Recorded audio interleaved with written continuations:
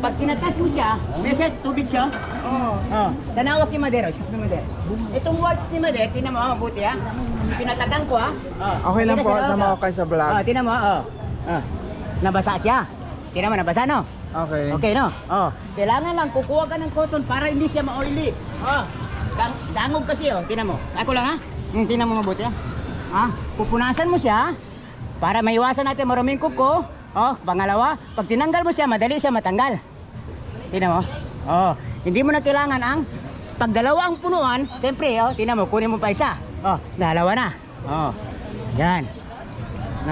Iwasan mo lang magkakaroon ng maruruming alikabok, di ba? Tama po. Yes, hugasan mo na ng gamot. Bulak.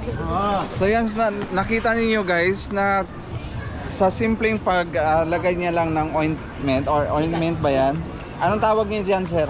Ointment ba yan? Dagta ng nipa. Dagta ng nipa. So yung mga warts na nasa mga liig, sa pisngi, kung saan man meron kayong warts, natatanggal po siya sa instant. So pasensya na kay Vicky Bello. Meron na po kayong kakumpetensya. Ito naman po ay herbal. So tulungan natin si Sir na i-promote yung kanyang mga produkto na gawa sa sariling atin.